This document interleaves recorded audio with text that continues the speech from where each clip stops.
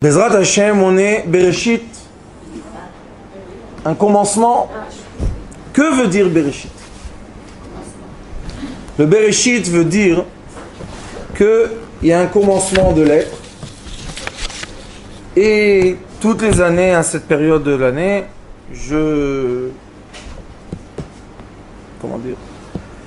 j'aime bien faire partie avec les gens, faire part que dans Bereshit, il y a deux grands secrets, que ces deux grands secrets, quand on les connaît, ça aide beaucoup à passer les épreuves dans la vie.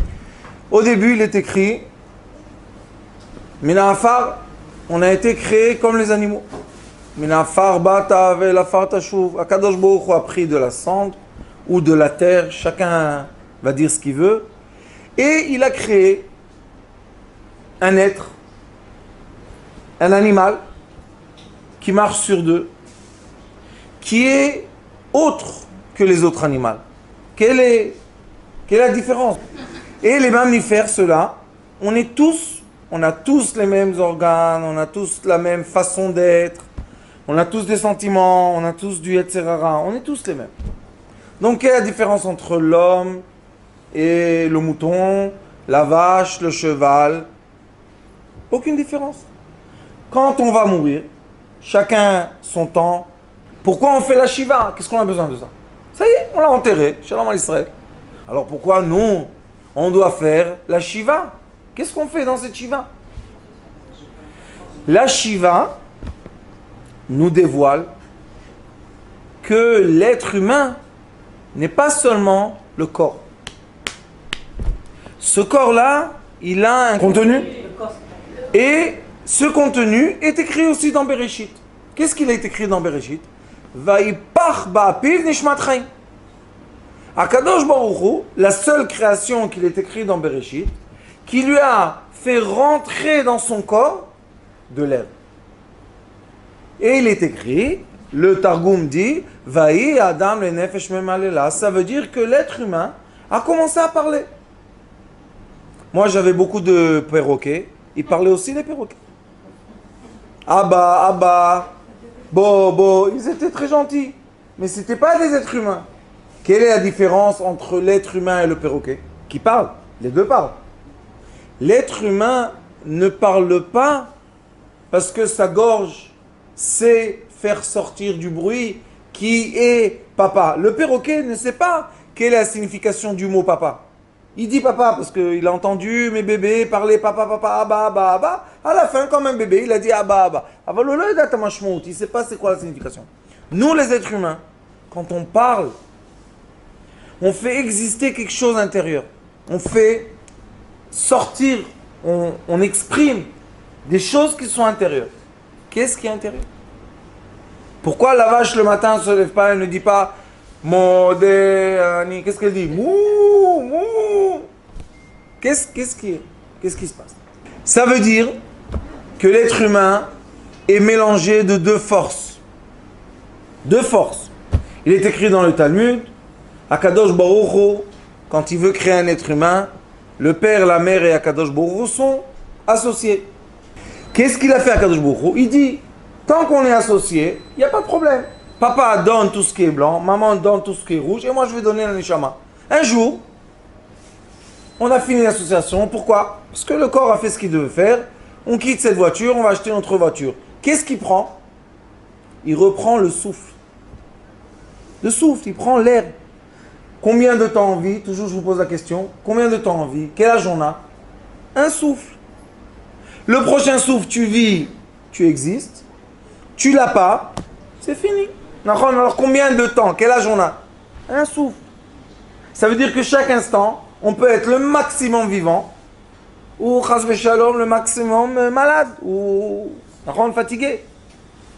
Ce souffle-là, qui est la lumière divine, comme il est écrit dans Tikkuné Hazohar, Avir, Akadosh Baruch Hu, il a créé l'atmosphère autour de la terre.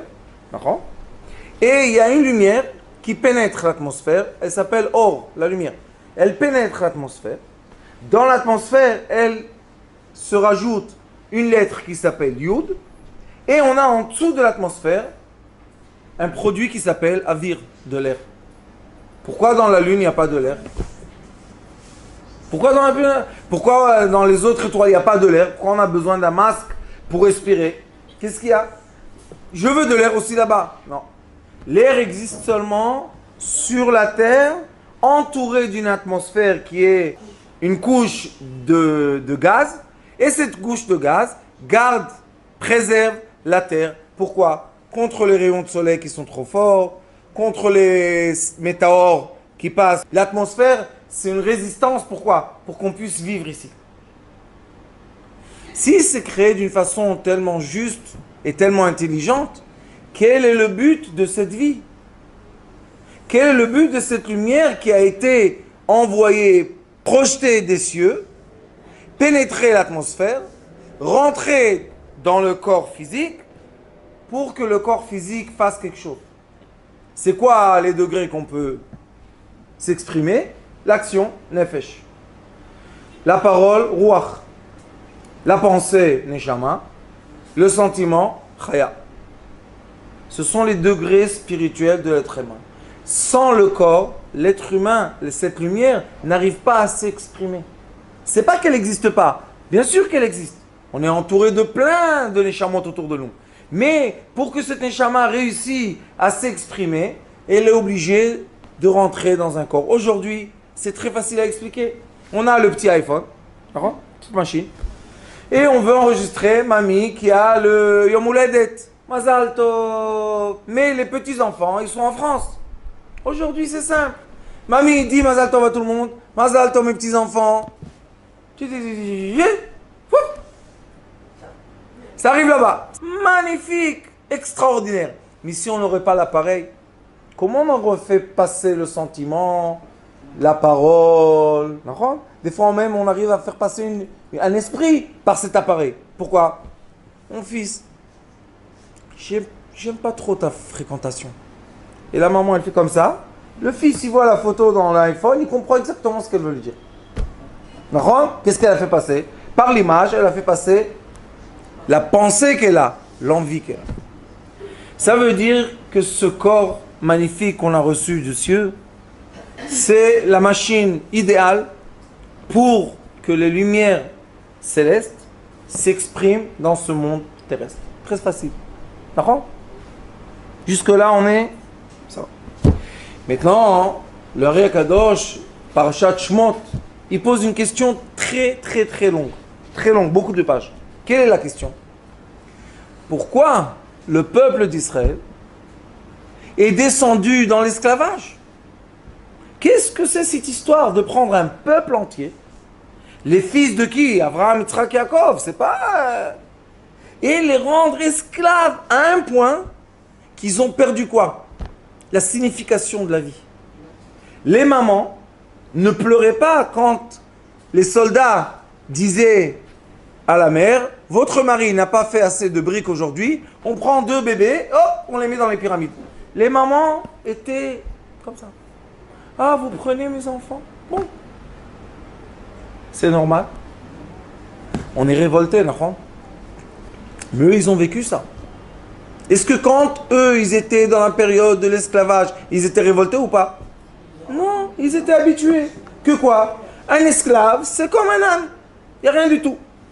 Alors, le Ari Akadosh pose une question. Qu'est-ce que c'est toute cette histoire? Pourquoi il y a un peuple qu'on va l'appeler le peuple élu? Et pourquoi il y a 70 peuples? Pourquoi on n'a pas 80, 60, 50, 22? Le Ari Akadosh explique que quand on voit ce qui se passe dans les cieux, la terre est le miroir des cieux. Tout ce qu'on a sur terre, c'est le miroir de tout ce qui se passe au-dessus de nous dans tous les attributs spirituels. Cette terre, qui est l'être humain, on est créé de la terre, d'accord? Aussi est le miroir de quoi? Ce que je fais, ce que je dis, ce que je pense, ce que je ressens. D'accord? Si quelqu'un a un chagrin, il pleure. La larme qui sort de ses yeux, est-ce qu'il peut nous dire combien elle pèse? Non. Est-ce qu'il peut nous dire la vitesse qu'elle descend? Non. Alors pourquoi il utilise une larme pour dire j'ai un chagrin? Parce que ce corps-là et le contenant sont en accord. Sauf une chose. Quelle est la chose? L'esprit de l'être. Le Yetzer Hara, que Akadosh Baruch Hu a donné à tous les attributs vital, animal, tous ont le Yetzer Hara, parce qu'ils ont tous, qui dit le Ari Akadosh Be'etz Chaim, un envie, et l'envie, c'est pas quelque chose qu'on peut mesurer ou prévoir, et il dit ça, Zelotivi, ça c'est pas quelque chose de naturel. L'envie de l'être, pourquoi il va bouger la tête comme ça? On ne sait pas. Pourquoi? Parce que ça, c'est les forces spirituelles qui font bouger l'être matériel. Maintenant, on va rentrer dans une question un peu plus profonde. Si, Akadosh Baruch Hu, tu as créé un monde magnifique, que ce monde-là, c'est le monde qui exprime et qui fait le reflet et qui est le miroir de tout ce qui est supérieur,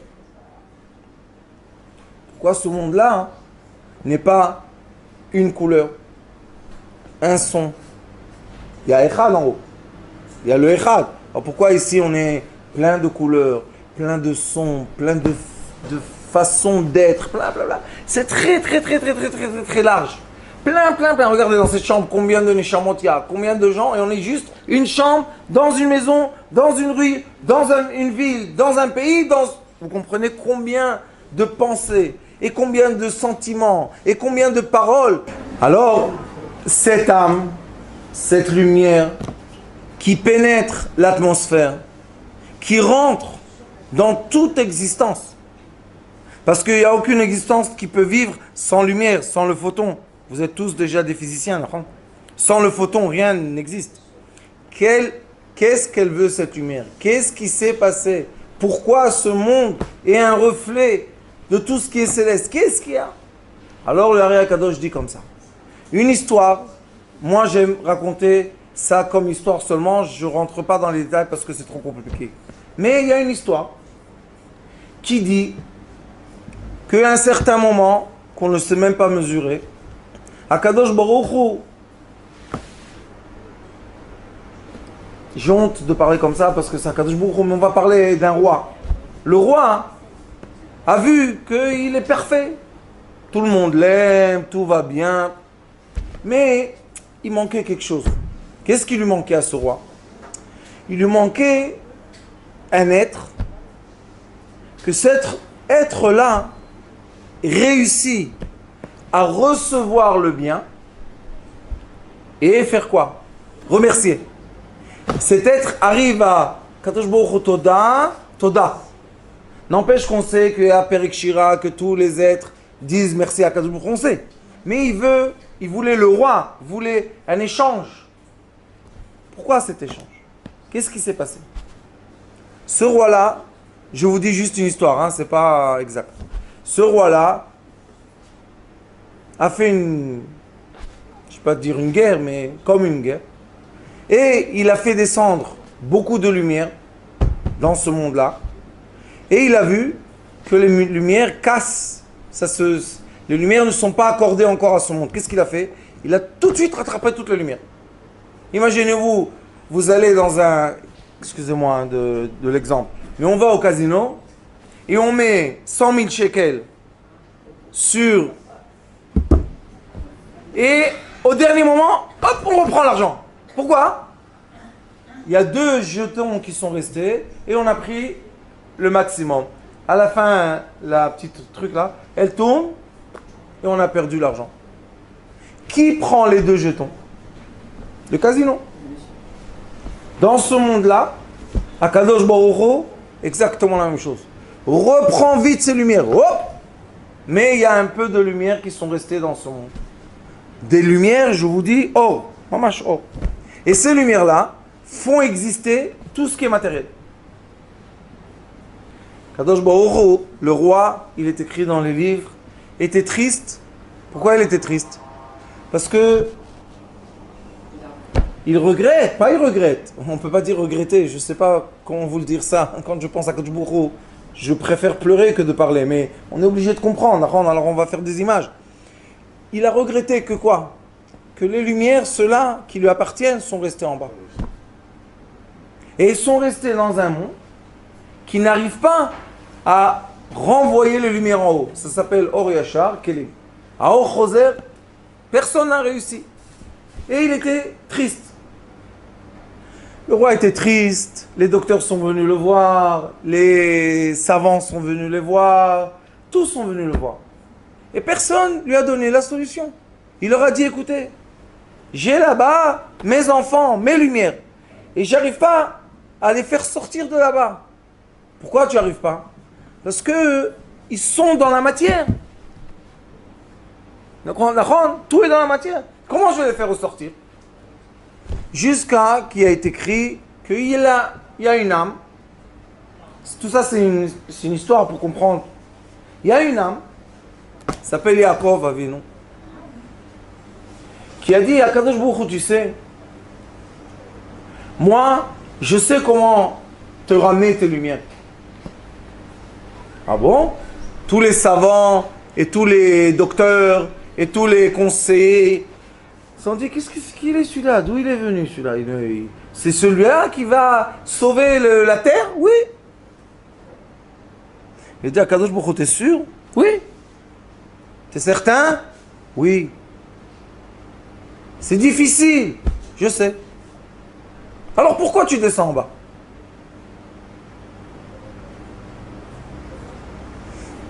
Qu'est-ce que vous dites?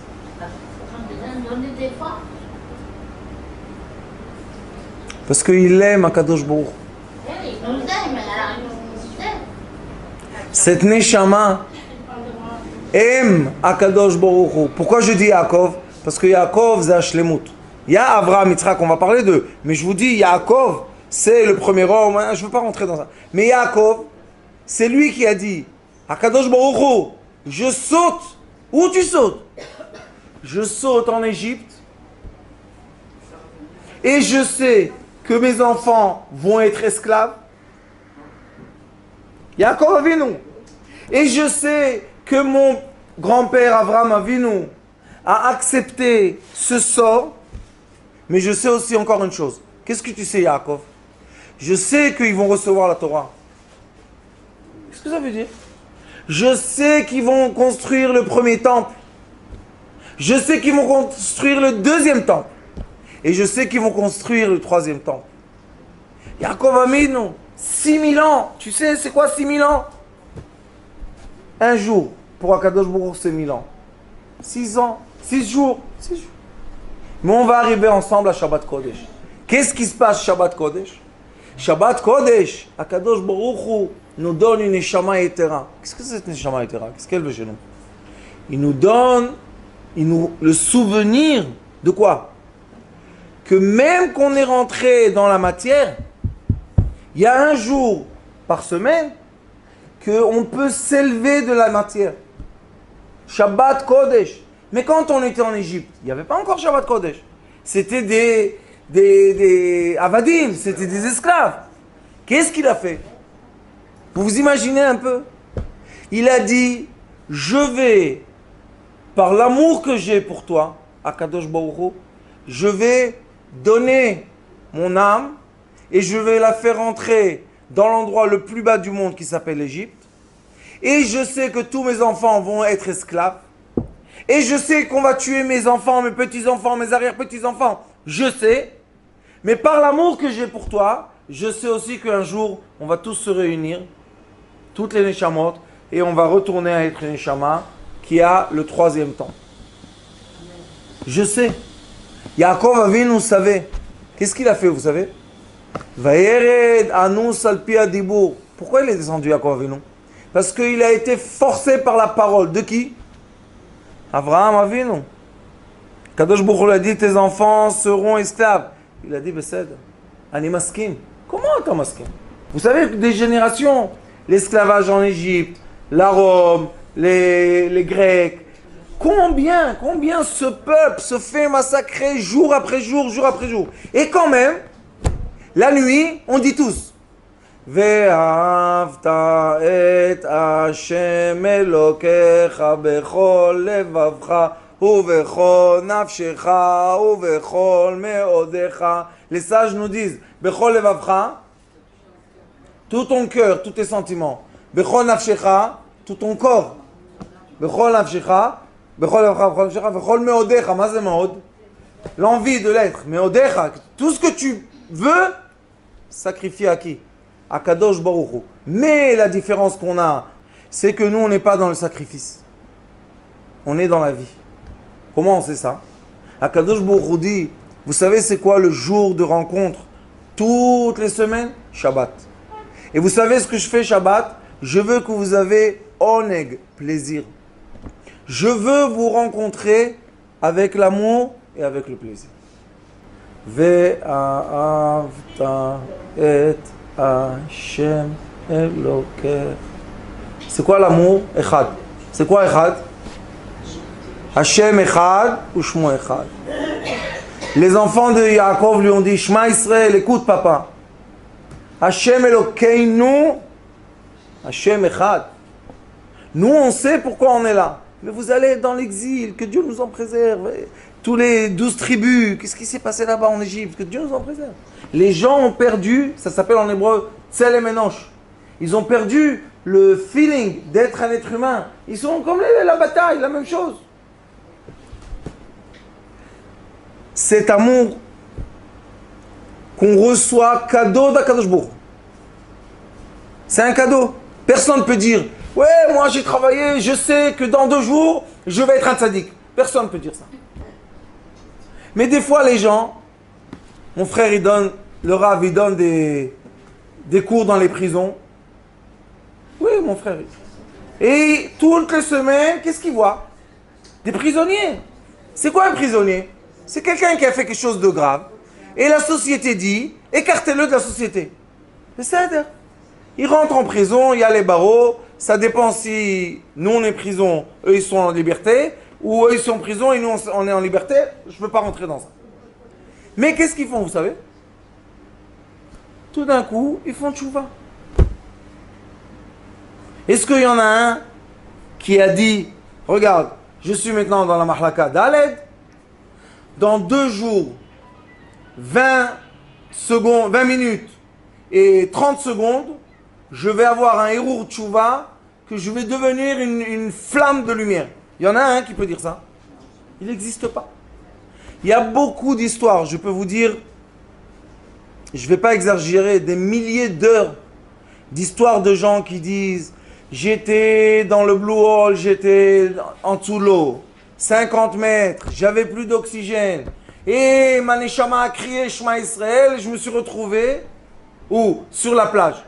Comment il n'est pas mort? Comment les poumons ne sont pas explosés? Il y en a des histoires comme ça, je pense des centaines de milliers ou des millions d'histoires. Maintenant, on entend les histoires, c'est très intéressant. Mais qu'est-ce qu'on fait avec la morale qu'on doit étudier de cette histoire? Qu'est-ce qu'on doit faire avec? On doit savoir une chose. Que Baruch Hashem, on a la surveillance divine du roi. Pourquoi? Parce que nous sommes les meilleurs espions possibles. Où sont tombées les lumières tellement précieuses, les diamants précieux de ce roi? Où ils sont? Dans le Chomer, dans la cendre. Prenez toute existence, brûlez, vous allez avoir une flamme et de la cendre. Tout ce que vous voulez. Les êtres humains, les animaux, les végétaux, les minéraux. Brûlez-les. Beaucoup, beaucoup, fort, fort, fort. À la fin, qu'est-ce qu'on va avoir? De la poussière et de la lumière qui sort. D'accord? C'est quoi cette lumière? C'est nous. Qui nous? Nous les vrais. C'est qui nous les vrais? C'est les Neshamot de Yaakov Avinu qui ont dit à Kadosh Baruch Hu, je t'aime. Qu'est-ce que ça veut dire tu m'aimes? Je plonge dans le Chomer, dans le matériel, et du matériel, je vais me relever vers toi. Maintenant, on est dans cette chambre. Est-ce qu'on ne pouvait pas être maintenant devant la télévision, devant Internet, devant iPhone, au café? Pourquoi on est là? Parce qu'on a choisi. Comment on a choisi? Puisque je vous ai dit que tout est un hasard ou un micré que Akadosh Baruch Hu a fait. Est-ce qu'on a choisi ou bien notre Neshama veut être là? La Neshama veut retourner vers la lumière. Maintenant, on ne sait pas. Et écoutez-moi ce que je vous dis parce que c'est la vision chassidique qui dit pense seulement positif sur l'être humain, comme Dieu. Ne pense pas négatif. On sait qu'on est fait de la cendre. Ça y est, on a compris. Ah, tu as des avérotes. Ah, bravo. Qui n'a pas d'avérotes? Mais est-ce que j'ai des mitzvot? Ah. Vous savez c'est quoi une mitzvah? Mitzvah, c'est prendre le matériel à tous ses niveaux existants et le renvoyer sa lumière vers Akadosh Baruch Hu. Il y a des études qui disent on prend de l'eau, on va prendre un échantillon, on va le mettre devant le microscope et on regarde c'est quoi comment se forment les molécules. Après on va prendre quelqu'un, c'est des gens qui arrivent à se concentrer dans un silence assez profond pour atteindre cette lumière intérieure et les gens vont mettre les mains comme ça. Et on va leur dire, est-ce que tu peux positiver l'eau? Tu peux? Ils pensent, voilà, maintenant tout va bien.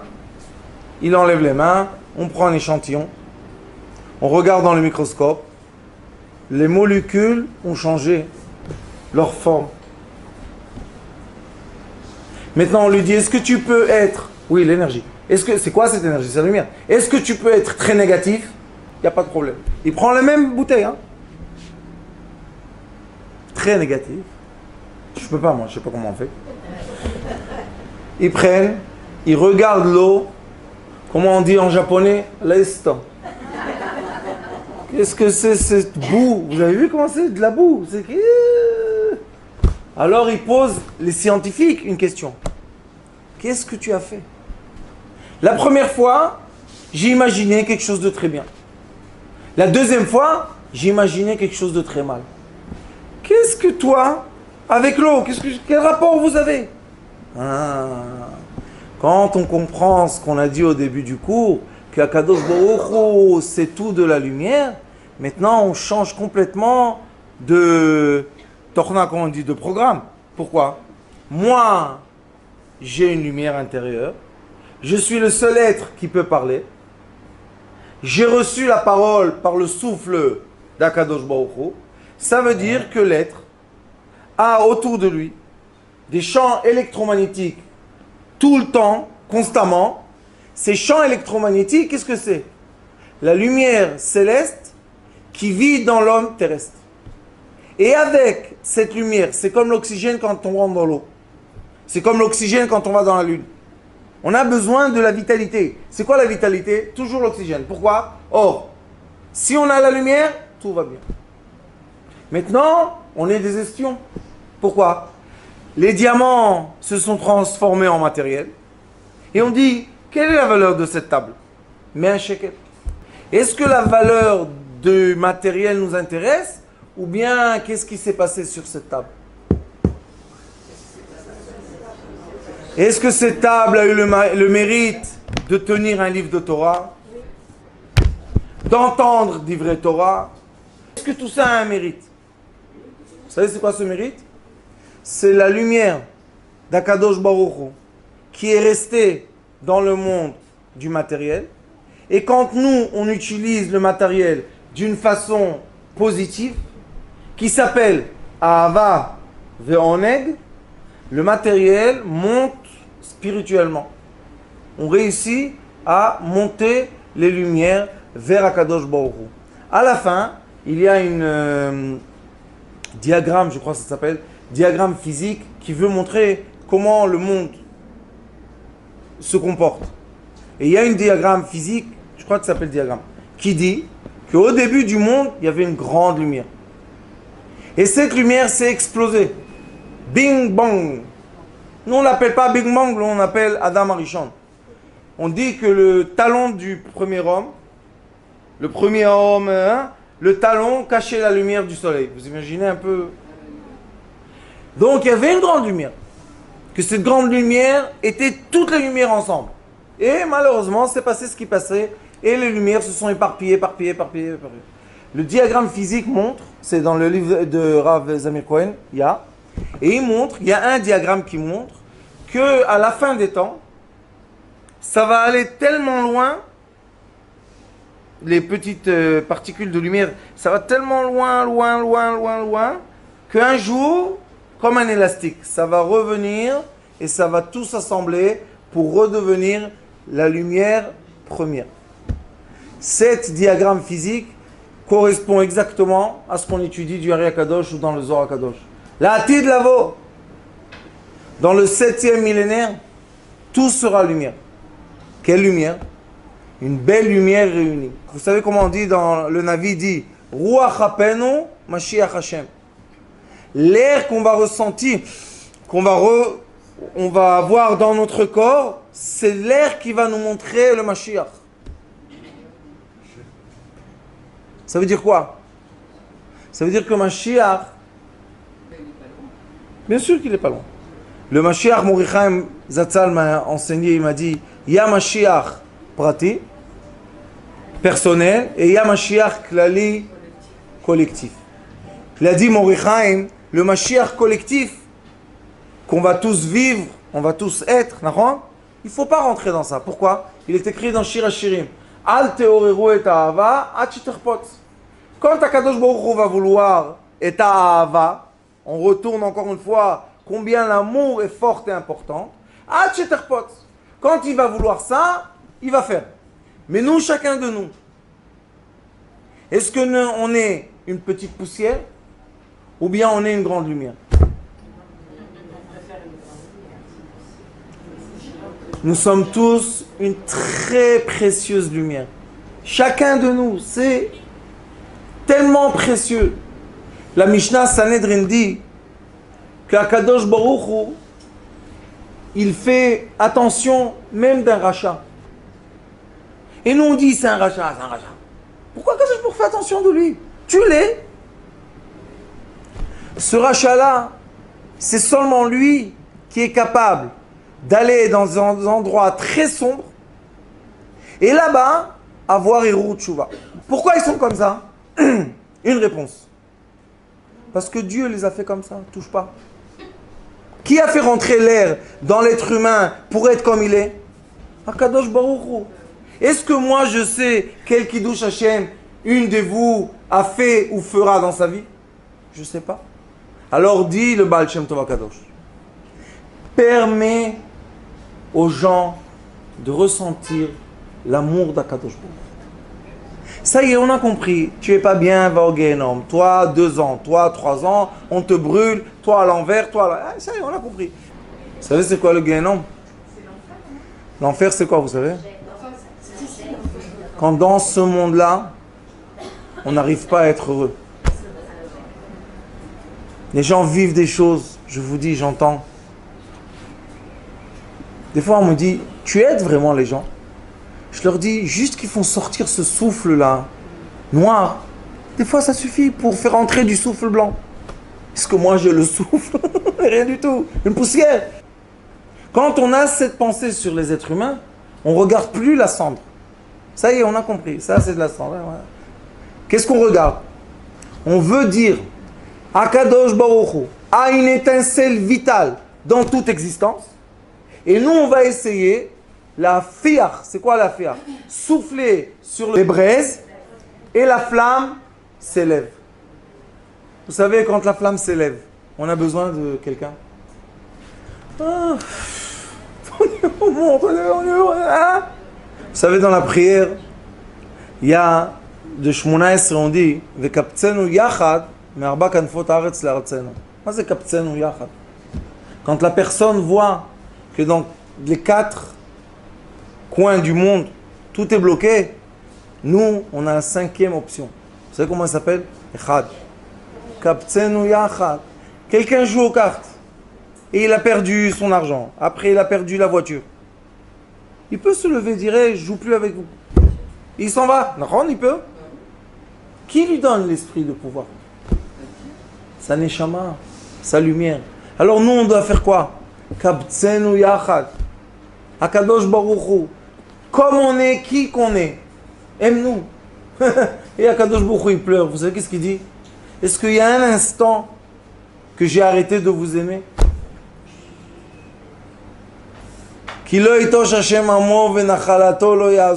Est-ce qu'il y a un instant que je vous ai pas aimé? Kadosh Baruch Hu, il nous accompagne. Je vous ai dit, qu'est-ce qu'on respire? Combien de fois je vous ai dit dans les cours? C'est l'amour intime. Il nous embrasse toutes les... Qui nous a donné la respiration? Pourquoi on n'a pas des ballons de gaz avec nous? Parce qu'il nous donne, lui. Il nous aime ou pas? Bien sûr qu'il nous aime. Mais des fois, on pense qu'il n'existe pas à côté de nous. Pourquoi? Parce qu'on n'arrive pas à voir. C'est nous qui n'arrivons pas à voir. La preuve que l'oxygène est là. Le Zohar Kadosh dit que quand quelqu'un fait une avéra, le seul qui est à côté de lui, vous savez c'est qui? C'est Akadosh Baruch Hu qui te donne la force de faire la avéra. Il dit alors qu'est-ce que tu vas te cacher de lui? On a passé Yom Kippour. Les gens ne peuvent pas dire j'ai fait ça et ça.